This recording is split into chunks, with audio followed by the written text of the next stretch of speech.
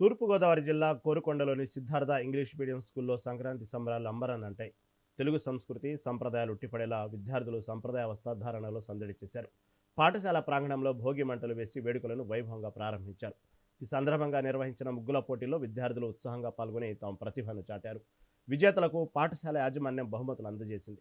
నేటి తరానికి మన పండుగల విశిష్టతను తెలియజేయడమే ఈ వేడుకల ముఖ్య ఉద్దేశమని నిర్వాహకులు తెలిపారు.